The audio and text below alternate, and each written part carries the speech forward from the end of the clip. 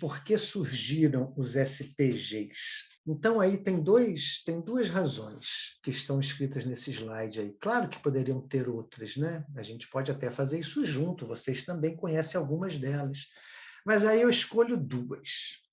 A primeira delas é que os SPGs surgiram no vazio deixado pela certificação, que a gente chama terceira parte, ou da certificação por auditoria. Porque quem acompanha esse assunto há mais tempo sabe da dificuldade de você ser certificado por auditoria, antes mais do que hoje. Mas não é uma dificuldade assim porque é rigoroso e porque a gente não segue as normas da agricultura orgânica, não é essa a dificuldade. A dificuldade, sempre dissemos, que diz respeito a dois aspectos. Um deles, mais objetivo, que é preço. É uma certificação cara. Era muito cara, mas o próprio surgimento dos SPGs acomodaram um pouco os preços da certificação orgânica por auditoria, mas ainda assim é cara. Em um país, e eu poderia até dizer em um continente, como o latino-americano, claro que eu poderia falar o mesmo do continente africano e asiático, com muita desigualdade social, e com um universo de agricultoras, agricultores familiares muito grande, a gente antigamente chamava pequenos produtores, muitas vezes descapitalizados, o pagamento da certificação muitas vezes se mostrou muito oneroso. Então, lá nos anos 90, era comum muita gente estar praticando agricultura orgânica, mas não conseguia ser reconhecido como tal, porque só existia a opção da chamada certificação terceira parte, e essa opção os deixava de fora. Então, o primeiro vazio que eu quero comentar só sobre dois. E o primeiro eu dizia para vocês, mais objetivo é preço, é caro, era muito caro, e deixava de fora do mercado de produtos orgânicos muita gente que produzia orgânico, mas não tinha recurso para pagar uma certificação. Nós sempre consideramos isso muito injusto. A gente sempre argumentou que se a pessoa produz orgânico, seguindo as regras da agricultura orgânica, ela tem direito a estar no mercado. Mas o mundo da agricultura orgânica acabou criando uma trava, que é a trava da certificação.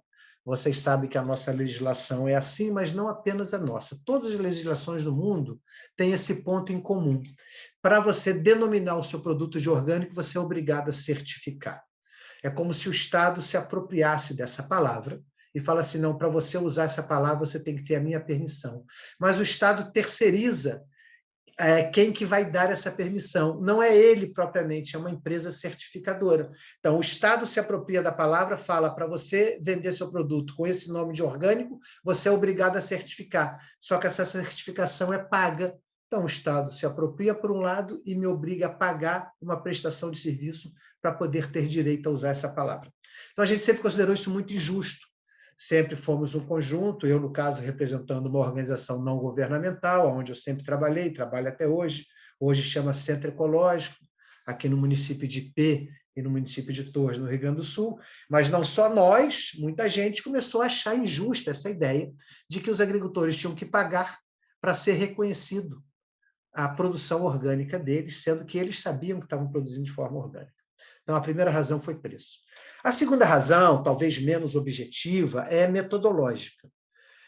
Nós sempre consideramos que a metodologia de certificação terceira parte não está encaixada na dinâmica da agricultura familiar, ainda mais se a gente pensar na desigualdade do nosso país ou na diversidade, não só desigualdade econômica, como diversidade sociocultural.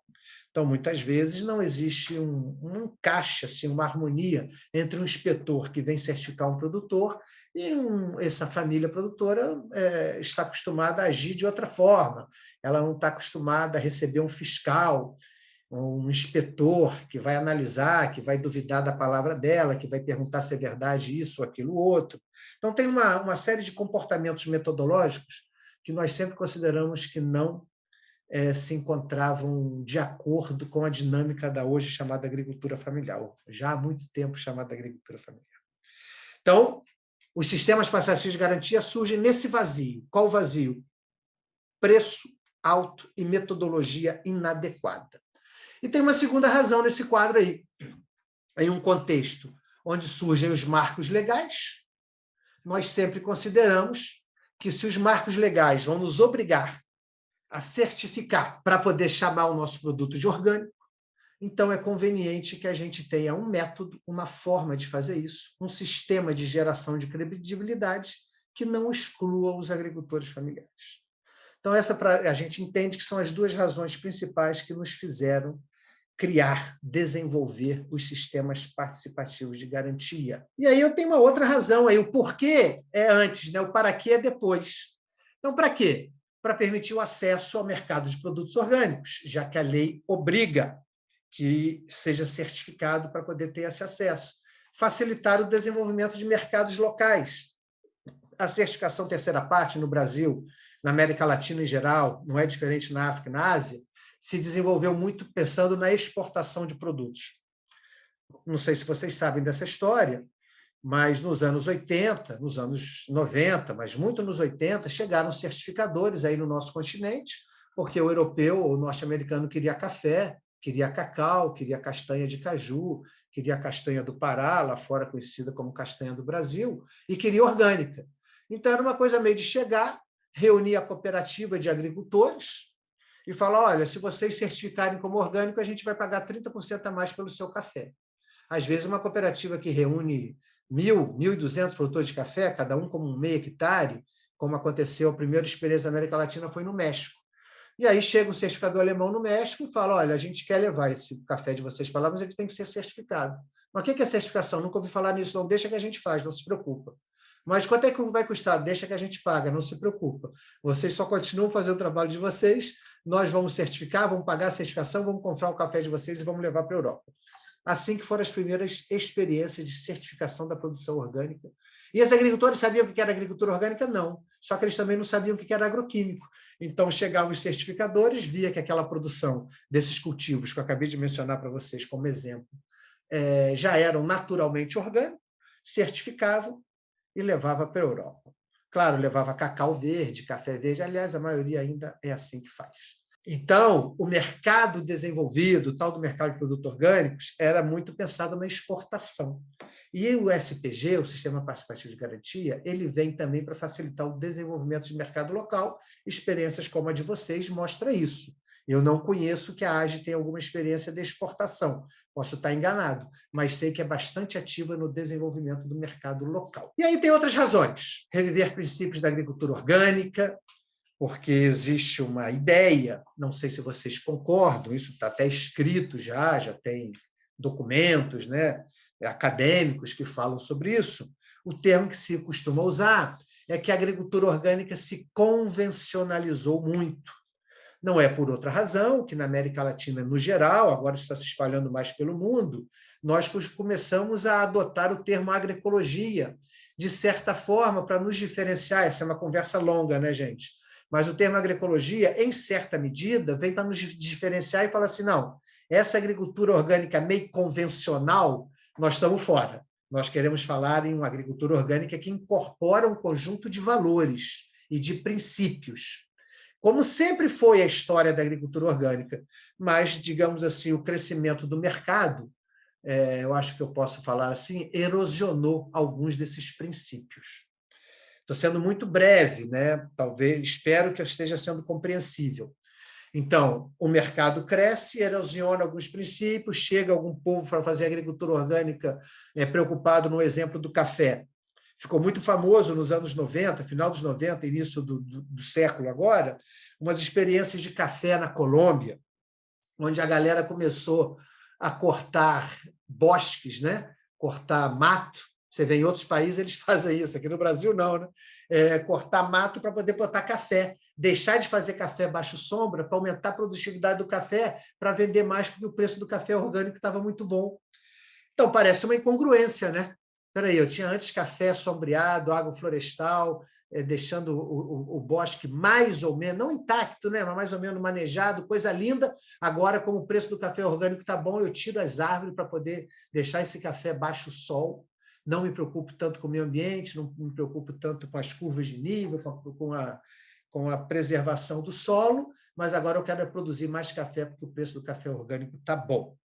Então, obviamente, que quem consome um produto orgânico não tem essa expectativa, né? Quem consome um produto orgânico imagina que está consumindo um produto que tem um conjunto de valores. E, repito, a normatização, a certificação e o crescimento do mercado deu uma certa convencionalizada na agricultura orgânica, esse termo não é meu, e isso acabou fazendo com que algumas pessoas, eu acho que uma das razões da divulgação tão fácil do termo agroecologia tem a ver com isso, tem a ver com a gente falar assim, não, olha, a agroecologia está atendendo mais ao que nós desejamos em termos de uma agricultura que incorpora, repito, uma série de princípios e valores. Por isso que eu digo aqui que os SPGs têm a ver também com reviver princípios da agricultura orgânica. Uma agricultura orgânica que não está preocupada só em produzir sem veneno para vender no mercado com vantagem, mas está preocupada em produzir mais saudável, respeitar o outro, a outra, respeitar as diferentes formas de vida, respeitar o ecossistema original, respeitar a consumidor, o consumidor, etc, etc. Vocês são professoras e professores nisso, não preciso repetir tudo isso. Tem um outro item aí, para que surgiram os SPGs, como tema gerador para a organização social. Você vê que beleza age, né? Já era uma associação, mas agora, não sei se vocês percebem isso aí, no nosso caso aqui, a gente percebe muito a certificação, a necessidade de nos reunirmos, de nos visitarmos, de visitarmos umas aos outros. Isso tudo vai criando mais liga na nossa dinâmica associativa. E isso é bom, né? Porque é uma sociedade que tem nos individualizado muito, tem nos atomizado muito por várias razões. Os SPGs é um movimento contrário. Ó, você quer certificado? Quer ser certificado? Tem que chegar. Tem que chegar, tem que visitar, tem que ser visitado, tem que participar de reunião. Eu sempre brinco com o povo aqui, é chato esse negócio de sistema participativo de garantia, porque tem que reunir, tem que escrever, tem que anotar, tem que visitar, tem que ser visitado, é isso mesmo. Por isso que o nome é participativo. E ainda falo aqui como dinâmica que favorece a construção de capacidades locais, redes de conhecimento. Não sei se vocês percebem aí. Imagino que sim. Mas uma comunidade, uma associação que começa a trabalhar nos nossos sistemas participativos de garantia, 2, 3, 4, 5, 6 anos depois, a gente percebe um nível maior de informação naquela comunidade. Porque agora ela teve que passar por processo de capacitação da agricultura orgânica, de como fazer uma visita, de ler um manual de procedimento, de preencher um roteiro de verificação. Então, isso tudo vai, não é de um ano para outro, mas ao longo dos anos vai formando, vai elevando o nível de informação daquele determinado território. E é isso que a gente chama aqui de redes de conhecimento local. Para fortalecer a relação entre produtores e consumidoras, produtoras e consumidores. Essa demanda que as pessoas têm por um certificado, né? Das pessoas que eu digo as famílias agricultoras, porque esse certificado, por um lado, reconhece o que elas estão fazendo e, por outro lado, consegue fazer com que elas acionem mercados em condições mais vantajosas. Então, existe uma pressão pelo certificado. E o sistema participativo de garantia, eu considero que responde a essa pressão de uma maneira muito bonita, muito elegante, que é botar o povo para se encontrar. Agora a gente vai ter que, repito, né, vai ter que visitar, vai ter que ser visitado, vai ter que participar de reunião, vai ter que ler manual de procedimento. Então, isso, dependendo do contexto sociocultural que a gente tiver, é um pouquinho difícil no início, nós temos que estar juntas e juntos, colaborando umas com os outros, mas, à medida que isso vai pegando ritmo, a gente vê os resultados de maneira muito visível. Aqui é uma brincadeira, eu falo arqueologia dos SPGs, porque já tem mais de 30 anos que a gente está envolvido com isso, mas é obviamente uma brincadeira para falar da história dos SPGs. E eu considero que esse selo que vocês estão vendo aí é o primeiro selo de certificação participativa. Não existia o termo Sistema Participativo de Garantia. Daqui a pouco eu vou falar para vocês onde é que surgiu esse termo, Sistema Participativo de Garantia. No início, a gente falava certificação participativa.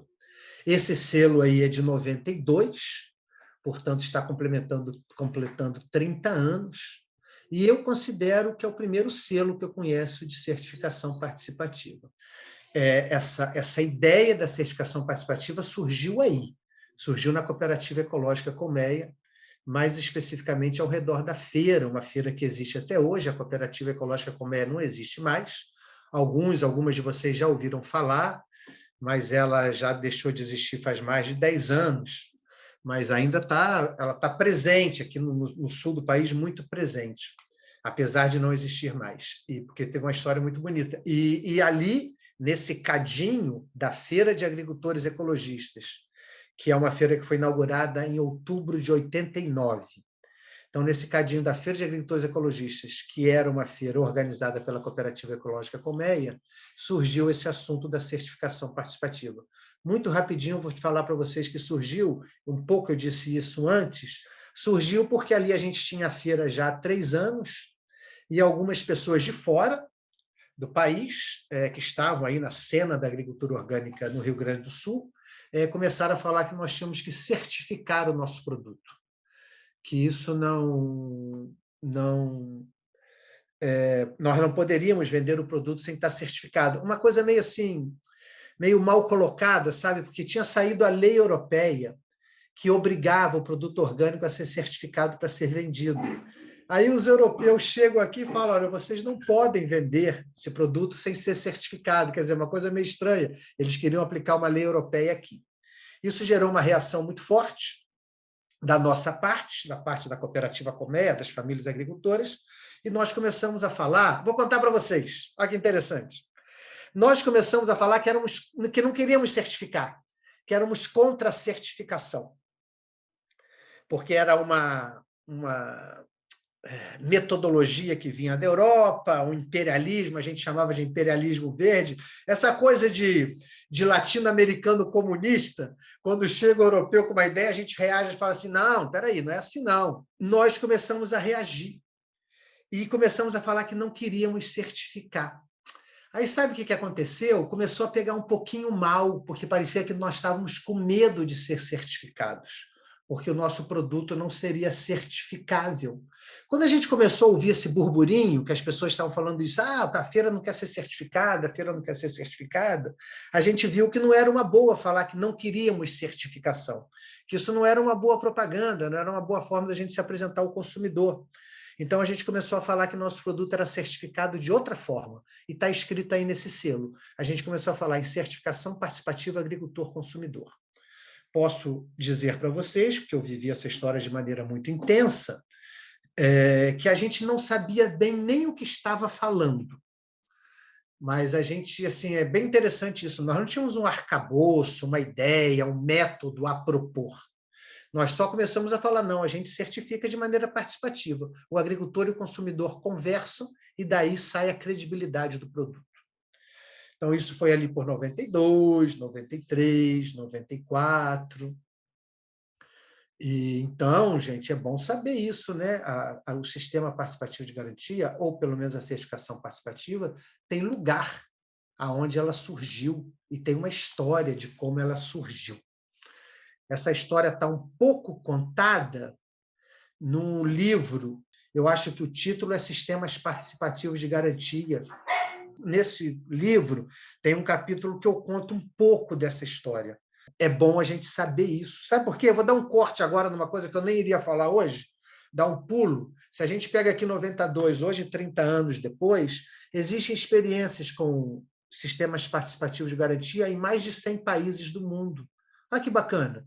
Um negócio que começou ali na feira de maneira muito local, não vou dizer despretensiosa, porque ela não era despretensiosa, mas era local, a gente não imaginava que esse método vou falar dessa forma aqui agora, ó. Nós não imaginávamos que esse método de geração de credibilidade da produção orgânica poderia ganhar mundo como ganhou. Aí, gente, eu estou dando uma pulada na história para dizer para vocês que aqui no sul do Brasil, entre 92, isso que eu acabei de contar para vocês, esse selo que eu mostrei para vocês, na Cooperativa Ecológica Colmeia, em Porto Alegre, ou seja, Rio Grande do Sul, Porto Alegre, até 98, foi feito um trabalho onde a gente começou a socializar essa ideia pelos 3 estados do sul. Bom, tinha um conjunto de ONGs, tinha um conjunto de pessoas, tinha um conjunto de agricultores que trabalhavam, enfim, foi um movimento que a gente fez, até que em 98 a gente já estava maduro para criar o que a gente chamou Rede Ecovida de Certificação Participativa. Talvez alguns de vocês já tenham ouvido falar na Rede Ecovida, mas hoje vocês vão ouvir falar na Rede Ecovida de Agroecologia. Pouca gente sabe que a Rede Ecovida de Agroecologia nasceu Rede Ecovida de Certificação Participativa. Durante 2 anos, nós nos 2 para 3 anos, nós nos autodenominamos Rede Ecovida de Certificação Participativa. Apenas em 2001 para 2002, a gente mudou o nome, fizemos aí uma conversa e tal, e mudamos o nome para Rede Ecovida de Agroecologia. Queríamos que o nome demonstrasse com maneira mais expressiva o nosso trabalho, que nunca foi apenas com certificação.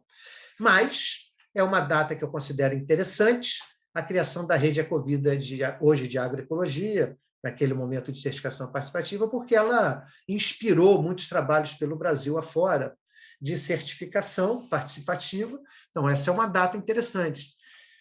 Eu vou fazer um parênteses para falar algo para vocês aqui. 24 anos, então, tem a Rede Ecovida. Então, muitas das coisas que eu falei para vocês antes, vocês também têm bastante tempo de trabalho, então vocês também têm a experiência de vocês. Mas muitas das coisas que eu falei antes, criação de redes locais de conhecimento. Quando eu falei assim, isso não é uma coisa que a gente nota em 1 ano, 2, 3, precisa de tempo. Então, hoje aqui eu vejo comunidades onde a gente trabalha há 20 anos, comunidades rurais, né? Onde tem 40 famílias, para dar um exemplo, pode ser 20, pode ser 60, tem 40 famílias, e lá tinha um grupo de 4, 5, 6 pessoas que queriam fazer agricultura ecológica, sempre o nome que a gente usou muito aqui no Sul foi agricultura ecológica. E aí essas famílias começaram, então, aí tiveram capacitação e tal, começaram a trabalhar com agricultura ecológica. Mas isso em 93, 92, 91, 94, 95. E aí essas famílias da comunidade, de maneira muito lenta, muito devagar, foram entendendo o que esses poucos estavam fazendo, e ao longo dos anos, esse grupo, então, nessa comunidade de 40, esse grupo inicial que era de 5 e 6, foi crescendo. Então, é bonito a gente ver hoje, depois de 20 anos, 25 anos, é muito tempo, né? Mas a gente vê hoje comunidades, nós estamos aí de 2 anos para cá, você vê depois de tantos anos, né? 2 anos para cá, a gente tem colecionado, pouco a pouco, algumas comunidades que hoje já são 100% orgânicas. Então, é bonito, né? Uma comunidade de 20 famílias, 25, 30 famílias, onde já relaxa um pouco com a tal da barreira. É sempre um problema isso da barreira, não é? Tem que fazer barreira com plantas, como a legislação nos exige e tal. Quando você começa a ter uma comunidade 100% orgânica, facilita muito o trabalho, além de já começamos a ter um impacto a nível de paisagem. Então, é bastante bonito ver isso, mas isso precisa de tempo, paciência, método e perseverança. Tem que seguir na mesma batida, não pode desanimar. A gente, ao longo desses anos, a gente já trabalhou em contextos mais ou menos favoráveis, mas o negócio é não deixar nunca assim, voltar, né? Às vezes até dá uma parada, mas a gente não pode deixar voltar. A gente chama isso de manutenção do bem criado. Então, a gente tem que manter o bem criado, né? Aquele bem que nós criamos, nós temos que manter. E, eventualmente, o nosso momento é de resistência, o nosso momento é de manter o que nós criamos até agora, para evitar retroceder. Em outros momentos é de avanço, é de crescimento. Mas a manutenção do bem criado é um valor muito importante, tanto a nível de unidade produtiva quanto a nível de associação. Aquele bem que a gente criou na unidade produtiva, né? Aquele solo que a gente criou rico em micro-organismos não pode voltar para trás com o uso de uma ureia ou de um fogo. ou de um exagero de calcário. Temos que manter os bens criados, que é para a gente poder crescer sempre. Eu gosto muito desse conceito, não é conceito, mas dessa ideia da manutenção do bem criado, que é para a gente não andar para trás. E essa foto é bonita, né? Família, representantes de agricultores e tal, dando aí o voto deles, alguma razão esse voto devia ser o voto apoiando a criação da Rede Ecovida, ou coisa parecida, lá pelos idos de 98. E aí é um outro momento importante também nessa história da agricultura orgânica, que foi quando a gente começou, então, a pensar na elaboração do Marco Legal Brasileiro. E essa lei acabou saindo só em 2003, mas a primeira conversinha sobre ela foi em 95. Em 2003 ela saiu, e tem muito a ver com esse grupo que está reunido aí, que foi chamado GAO, o Grupo de Agricultura Orgânica, onde reunia diferentes atores e atrizes do mundo da agricultura orgânica e que queriam criar um marco legal mais inclusivo possível. Para nós que defendíamos a certificação participativa, assim chamávamos nesse momento, foi uma luta muito grande, não caiu do céu, a gente teve que brigar muito para poder fazer valer esse desejo nosso de ver a certificação participativa incluído na legislação brasileira. Assinada pelo presidente Lula, é uma legislação que não incorpora o termo certificação participativa. Alguns de vocês podem saber disso, mas eu acho bom a gente lembrar. A lei é muito pequena, como qualquer lei, né? O que é grande depois é a regulamentação da lei, a lei é curta. Mas a única coisa que a lei fala, num parágrafo, perdido lá num parágrafo, é que serão aceitas as diferentes formas de certificação que existem no país. Foi o que nós conseguimos. Nós, que eu digo, quem lutava pela certificação participativa. A tendência era nós ficarmos fora da lei, porque no mundo inteiro não existia uma lei que incorporava a certificação participativa, o Brasil foi a primeira. Então, foi difícil, porque a tendência é você querer copiar o que é feito na Europa e nos Estados Unidos, ainda mais de um assunto que era desconhecido pelos legisladores aqui. Mas, com muitas idas ao Congresso, muitas conversas com a formação desse grupo que está aí, nessa foto, que não estão todos aí nessa foto, né? Mas esse grupo representa, nós conseguimos, então, colocar na lei essa de passagem, né? Repito, não o termo certificação participativa, mas um parágrafo que dizia que toda a lei, parágrafo que diz, né? Não dizia, diz até hoje, que serão aceitas as diferentes formas de certificação que existem no país. Então, esse grupo aí foi fundamental para poder incorporar a certificação participativa na legislação brasileira. Já contei para vocês, no primeiro momento, um pouco en passant, um pouco assim, sem deixar claro o termo, mas já nos ajudava, Eu quero falar desse encontro, e vou explicar por que eu quero falar desse encontro. Esse encontro está aí os dados, a realização do Encontro Internacional de Certificação Alternativa, IFOAM, Maela. IFOAM eu já expliquei para vocês o que é. Maela é um movimento agroecológico da América Latina e do Caribe, muito ativo nos anos 90, um pouco menos no início desse século, e hoje ainda funcionando por aí, mas um pouco menos ativo. O fato é que Maela defendia, nessa época, influenciado por nós, Brasil, defendia a história dos sistemas participativos de garantia. Agora nós já estamos falando no início dos anos 2000. E IFOAM tinha muita resistência, porque eu falei para vocês que IFOAM teve muito a ver com o espalhar da ideia da certificação pelo mundo afora. E o IFOAM era muito concentrado no método de certificação da terceira parte, ou de auditoria. Então, o IFOAM não aceitava essa ideia nossa da certificação participativa. Com muita conversa, diálogo e tal, muitos encontros internacionais, muitos deles eu mesmo participei, nós conseguimos sensibilizar um pouquinho o coração do IFOAM, que é uma organização, como eu falei para vocês, bastante importante na cena da agricultura orgânica mundial, e a gente, então, fez esse evento. Esse evento estava o presidente da IFOAM, que é uma figura, digamos, de certa importância na agricultura orgânica mundial, estava outros membros da diretoria, e estava aí, 45 pessoas, 21 países, os 5 continentes. Estava a FAO, estava a GIZ, estavam as certificadoras, algumas 2 certificadoras importantes a nível nacional. Quer dizer, a gente montou uma cena com gente bastante importante na agricultura orgânica mundial. E nesse evento, eu considero que esse evento é o evento que colocou a certificação participativa em cima da mesa da discussão do Movimento Mundial de Agricultura Orgânica. Até esse encontro, em 2004, que foi aqui na cidade que eu moro, em Torres, até esse encontro, esse assunto era um assunto marginal.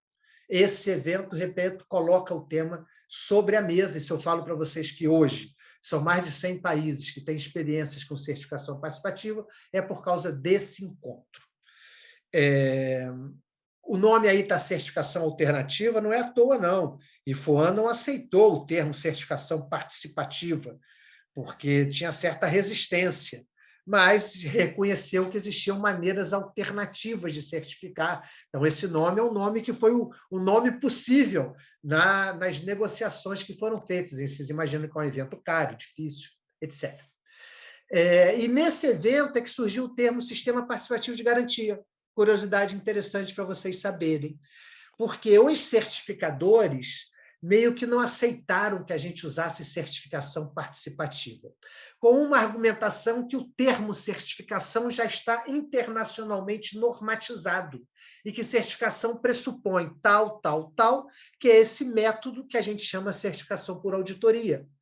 Então, eles não aceitaram, não é certificação, mas eles começaram a falar assim, é muito interessante o que vocês estão contando, o que vocês estão fazendo é muito bacana, realmente tem capacidade de gerar credibilidade necessária para a produção orgânica, é bonito, ou seja, eles enchiam a bola do que a gente estava fazendo, só não aceitavam que o termo era certificação, eles diziam que era um sistema de garantia. Bom, nessa conversa, durante o seminário, surgiu esse nome. Então, tá, é um termo, não vamos brigar pela palavra certificação, então é um sistema de garantia, e aí surge o nome Sistema Participativo de Garantia, em inglês PGS, em inglês é bastante conhecido, se vocês digitarem aí PGS, Participatory Guarantee System, vocês vão ver um mundo de informação dos países onde é praticado esse sistema. Claro que a sigla em inglês, a sigla em espanhol e português é igual, mas em inglês era diferente, ele é mais conhecido no mundo inteiro como PGS do que como SPG aqui para nós. Bastante para quem quer fazer, inclusive no site da IFOAM, tem muitas informações bacanas sobre experiências com PGS ao redor do mundo. Bom, esse encontro é muito bonito, tem os manuais desse encontro e tal, os manuais não, os relatórios desse encontro, conserta na página do Centro Ecológico, a organização que eu trabalho, centroecológico.org.br, tem esses materiais todos desses encontros e as memórias e tal. Isso é para quem quiser se aprofundar um pouco mais no assunto. O único material assim, que eu posso recomendar, que acho que vale a pena, inclusive a gente pode depois subir para a plataforma, Terezinha, você me lembra disso depois, que é a carta, chamada Carta de Torres. Certo. Então, essa carta... Viu, Tetê? Se a gente depois sobe aí na plataforma a carta, vocês me lembram, que a carta, isso é um documento interessante. Eu vou falar de outras cartas agora, daqui a pouco. Isso é um documento simples, 2 ou 3 páginas, que aí é legal de ler, porque dá uma situada no que naquele momento foi discutido. E aí segue, gente. Eu vou seguir rápido aqui por essa história. Depois a gente teve a criação do Fórum Brasileiro e do Fórum Latino-Americano de SPGs, em Antônio Prado, aqui no Rio Grande do Sul, em 2009. Aí estão fotografias de diferentes países latino-americanos. Depois nós tivemos o segundo encontro do Fórum Latino-Americano de SPGs em La Paz, na Bolívia. Depois nós tivemos o terceiro encontro, que foi em Quito, no Equador. Cada encontro desse tem uma carta, então vamos ver se a gente sobe essas cartas todas para vocês terem acesso a elas, todas elas cartas de 3 páginas, 2 ou 3 páginas, ou seja, fácil de ler, e eu considero que é interessante que nos dá um vistaço, assim, né? uma vista geral de como é que tem esse assunto vem sendo, o acúmulo que esse assunto vem tendo ao longo dos anos ou até das décadas. Aí está o último encontro, que foi em 2018, deveríamos ter feito um em 2020 no México, a pandemia não nos deixou, agora a gente está retomando para poder fazer ano que vem esse encontro em algum local que a gente não sabe ainda onde, mas isso aí foi no Peru, Piura é uma cidade no norte do Peru. Esse foi o último que a gente realizou. E aqui a gente tem 2 encontros do Fórum Brasileiro de SPGs, onde a AGE estava também. Esse é em Brasília, em 2015, e esse outro aqui é em Valinhos, perto de Campinas, em 2019. Por que eu mostro isso para vocês muito rapidinho? É para você, como eu falei antes, eu queria contar a história e localizar vocês aonde vocês estão também. Não que vocês não saibam onde vocês estão, vocês sabem, mas é bom saber que vocês estão num movimento que é um movimento mundial. Quando você constitui um SPG, está no MOPAC, você não faz o que você quer, você faz o que está de acordo com a legislação brasileira e o que está de acordo com esse certo consenso que vem se formando nesses fóruns internacionais. Então, não é uma coisa isolada, não é uma ideia que a AGE teve, né? Ainda que a AGE estava presente desde o início nessa prosa toda. Mas não é uma coisa minha, uma coisa nossa no sentido mais territorial. É uma coisa que está rodando no mundo, é uma grande rede que está no mundo inteiro. Eu não sei se vocês concordam, mas eu acho bastante importante que a gente saiba disso, para a gente se localizar. Eu estou aqui e eu estou fazendo parte de uma rede que está espalhada pelo país, pelo continente, pelo mundo. Podemos não ser uma rede do tamanho que a gente gostaria de ser. Nós gostaríamos de ser maiores, mas também não somos tão pequenos. Já é um volume significativo de pessoas, de organizações, de trabalhos. E é bonito também pensar que essa galera toda, ou pelo menos a maior parte dessa galera, não teria acesso ao mundo da agricultura orgânica se não fossem os SPGs. Pelos motivos que eu falei lá atrás, vocês lembram que eu falei? Por que os SPGs? Tinha uma razão mais subjetiva, uma mais objetiva. A objetiva tem a ver com grana, a subjetiva tem a ver com método. Então, os SPGs superam esse dilema, porque são mais baratos, por um lado, e metodologicamente mais apropriados, por outro. Então, é importante a gente saber que nós estamos nesse contexto todo. Agora, antes de chegar na legislação brasileira, eu ainda quero falar para vocês um pequeno trecho de cada uma. Eu acho que eu escolhi aqui trecho de 3 cartas, dessas que eu já falei que nós vamos socializar com vocês, desses fóruns latino-americanos. Então, essa aí é de La Paz. Então, o que está na carta de La Paz? Um trechinho, pequenininho. Mas olha que interessante que está ali. Os SPGs se justificam como criadores ou criaturas de uma dinâmica social que quer estimular a produção e consumo popular de produtos ecológicos. Então, estamos dizendo o seguinte, os SPGs eles estão num território e ou eles são criados por essa dinâmica que já está no território de estimular a produção e consumo popular. Olha, a palavra popular não está aí à toa. Estimular a produção e consumo popular de produtos ecológicos. Então, ele é fruto dessa dinâmica, ou ele vem para esse território para criar essa dinâmica. A gente vê ao longo do continente essas duas situações. Essa aqui é uma carta, que é uma carta continental de todo o continente latino-americano. Então, ela expressa a realidade, de certa forma, de todo o continente, não apenas do Brasil. Então, aí nós dissemos lá, os SPGs são ora criadores, ora criaturas dessa dinâmica social que quer estimular a produção e consumo de produtos ecológicos. Com isso, gente, eu escolhi esses 3 trechos, vou mostrar mais 2 agora, que é um pouco para mostrar para vocês algo dos valores que norteiam os SPGs, certo?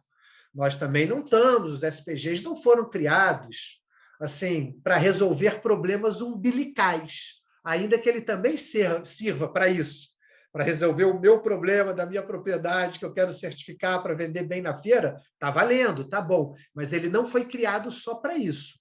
Ele foi criado, embebido em um conjunto de princípios e valores, onde a nossa pretensão vai além de resolver problemas individuais e pretende resolver problemas sociais. Aliás, a própria agricultura orgânica, né, e hoje a gente fala muito agroecologia, ela também não surge para resolver problemas individuais. Ela tem a ambição de resolver problemas coletivos. Claro que a gente resolve problemas coletivos com um somatório de resoluções de problemas individuais. Mas não podemos cair no equívoco de achar que estamos ingressando no SPG só para resolver o nosso problema. Não é essa a ideia. E a gente fala muito isso por aqui. Olha, se você acha que vai resolver só seu problema, tu vai criar mais problema para você, que você vai ter que participar, vai ter que se envolver, aquilo que eu falei, vai ter que ir na reunião, vai ter que visitar, vai ter que ser visitado. Você vai ter mais trabalho do que você imagina. Só que é trabalho bom. Não é só trabalho bom, como é trabalho do bem. Então, quando a gente está envolvido no SPG, a gente está com essa... Eu usei a palavra antes, vou usar de novo. A gente está embebido nesse conjunto de valores. E aí, se a gente não está, é papel nosso, sabe, Terezinha, do SPG mesmo, propiciar os espaços de reflexão para que esses valores surjam.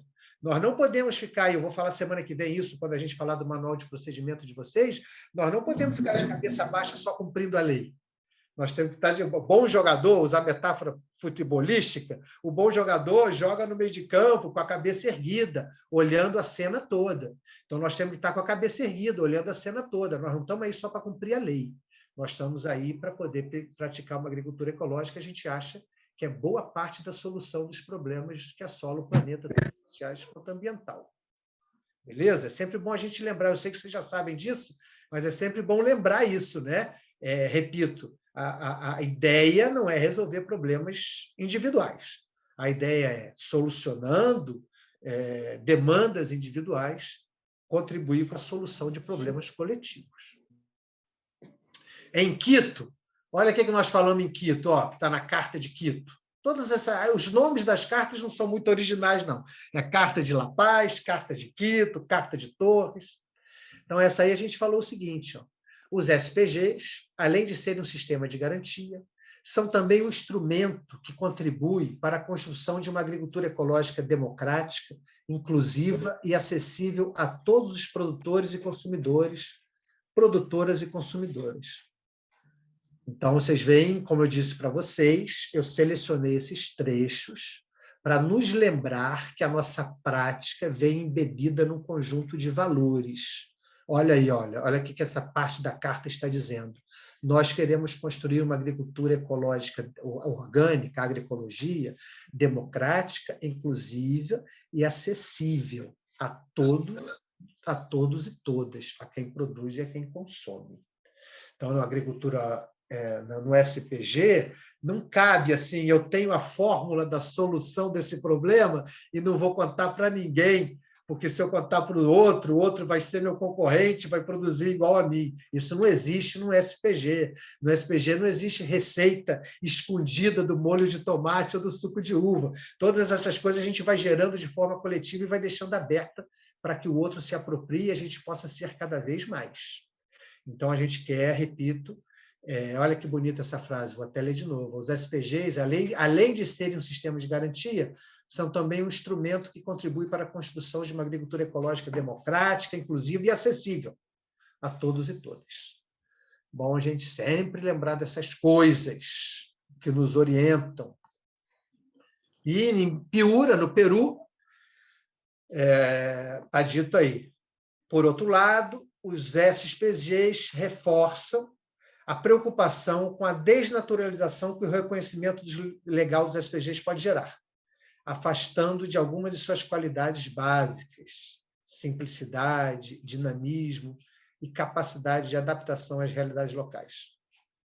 Nesse sentido, alguns países presentes disseram que, até o momento, a não regulamentação está servindo para o crescimento e consolidação dos SPGs.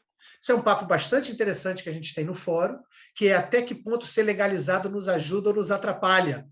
Porque tem países que não buscaram a legalização junto ao governo e estão felizes. Nós não temos mais essa opção aqui no Brasil, né? Nós já estamos dentro da lei e temos que cumprir a lei.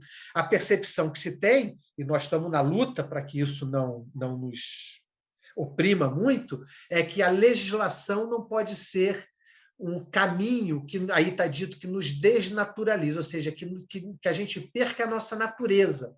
Qual a nossa natureza? Está dito aí na carta: simplicidade, dinamismo e capacidade de adaptação às realidades locais. Então, se nós vamos aqui trabalhar com uma comunidade indígena no nosso país, que isso acontece, que tem dificuldade com a escrita e a leitura, nós temos que criar uma forma de garantir a qualidade do produto deles que não seja escrevendo. Ah, mas a legislação manda preencher. A legislação manda preencher. Vamos nos adaptar e ver como é que a gente pode fazer, cumprir a legislação, vamos negociar. No nosso caso, a gente é obrigado a negociar com o Ministério da Agricultura.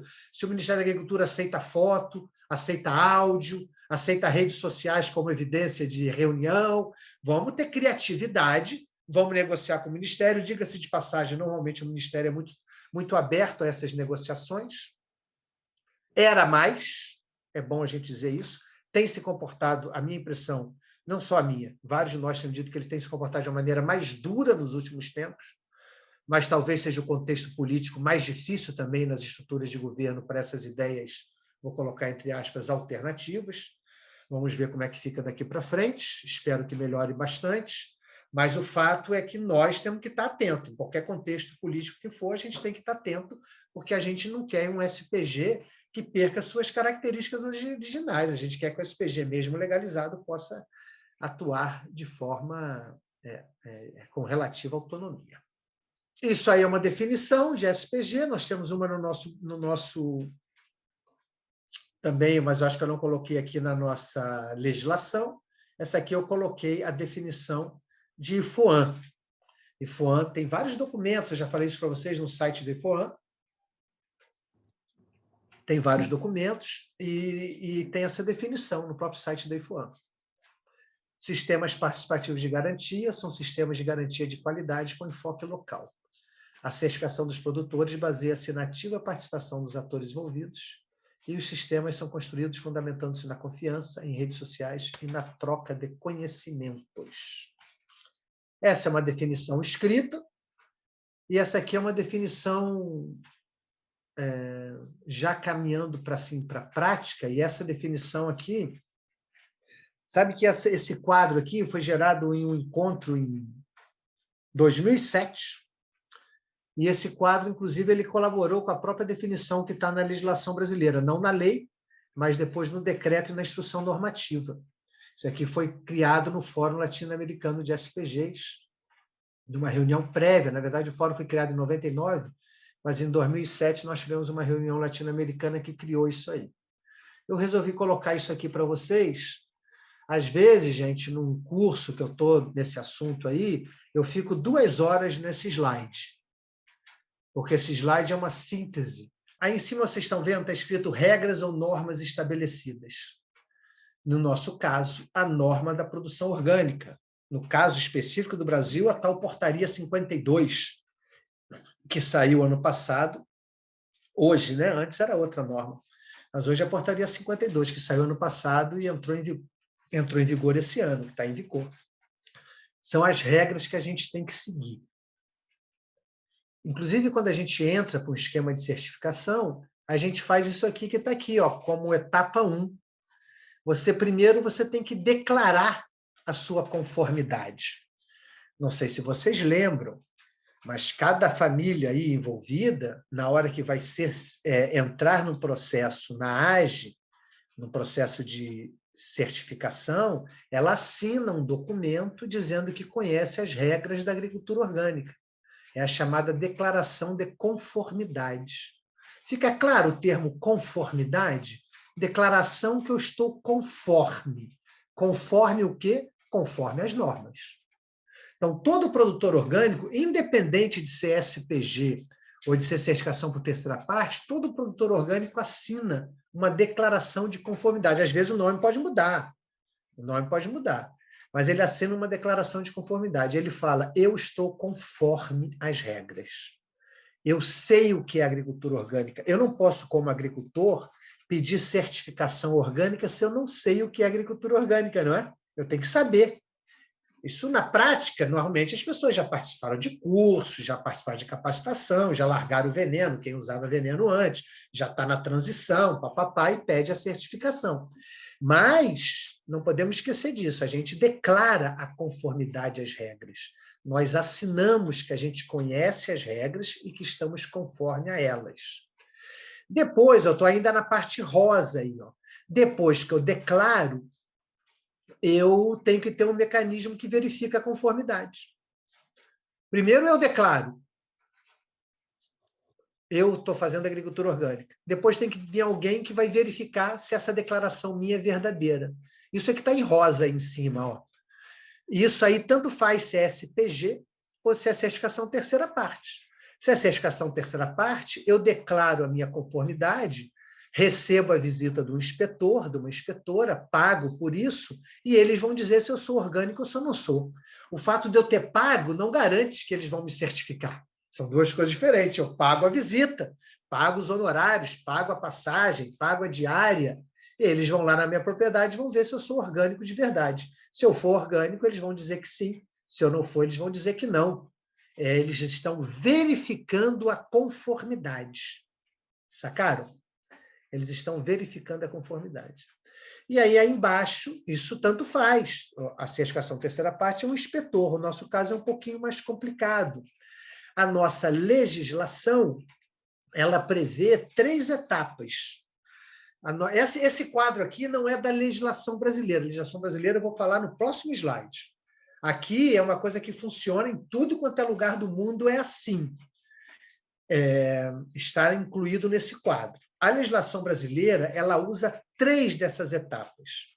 Ela usa essas 2 etapas em azul e ela usa essa terceira etapa, a primeira, em verde. Vê se vocês concordam, vocês que já estão envolvidos, que aqui eu entendo que tem gente que já está envolvida, já é certificada, e outros que estão querendo começar. Então, primeiro você declara, depois você recebe uma verificação por pares, a nossa lei chama revisão de pares, e depois você recebe uma visita da comissão de avaliação, que é o que está dito aqui nesse quadro como revisão por pares 2, que é o olhar externo. A nossa legislação não fala em olhar externo, ela fala em revisão de pares e visita do comitê de avaliação. É isso que a nossa legislação fala. Mas, declaração do fornecedor, todo mundo que é certificado aí pela AGE assinou essa declaração, dizendo que conhece, a declaração de conformidade, dizendo que conhece as regras. Depois passou por um processo de revisão de pares. Eu vou falar um pouco disso daqui a pouquinho mais, mas vou falar principalmente semana que vem. A verificação por pares. E depois tem a visita da comissão de avaliação. Essa quarta etapa aqui, que está em verde, não se costuma fazer por aqui. No início aqui nós fazíamos, depois nós paramos, que é a verificação por outra parte, que eu sempre digo que é como um clímax do sistema, é quando os consumidores visitam. Isso é o melhor que poderia nos acontecer, né? A gente produz, garante que é orgânico, o meu vizinho garante o meu, eu garanto do meu vizinho, mas depois ainda vem um consumidor para testar essa qualidade orgânica da nossa produção. Coisa linda, né? A gente não consegue, muitas vezes, fazer isso. Os SPGs, vou dar um exemplo bem rapidinho para vocês. Na Europa, os SPGs que eu conheci em vários países europeus têm mais consumidor que produtor. Olha que interessante. Característica de como eles desenvolveram os SPGs lá e característica até da sociedade contemporânea europeia. Então, lá, essa parte da visita de consumidores é muito presente. Os consumidores vão visitar. E aí, repito, eu considero que é um clímax do sistema, que quem é o principal interessado na seriedade do sistema? Nós somos interessados na seriedade, mas, de certa forma, o principal interessado é o consumidor, não é quem vai consumir. Se ele está dentro do sistema, eleva a qualidade do nosso sistema. Aí vocês veem que, pelo mundo afora, essas 2 etapas em azuis a gente consensuou que são imprescindíveis. E as 2 outras etapas a gente consensuou que são desejáveis. Fica claro esses 2 termos? Quer dizer, para ter um sistema de garantia, eu tenho que ter a declaração e tem que ter a visita cruzada entre os pares. Isso é o mínimo. Mas se eu tiver uma visita dos outros pares, ou seja, dos outros grupos, melhor ainda. Se eu tiver dos consumidores, melhor ainda. Então, tem 2 etapas imprescindíveis e 2 desejáveis. E aí, a partir desse conceito, dessa definição aqui, os desenhos, eu uso muito a palavra desenho para os SPGs, né? Desenhar um SPG, vocês aí têm um desenho para o SPG da AGE, né? A gente usa muito esse termo. Esses SPGs, com os seus desenhos, vão estar sempre dentro dessa definição, ainda que com todas as peculiaridades locais.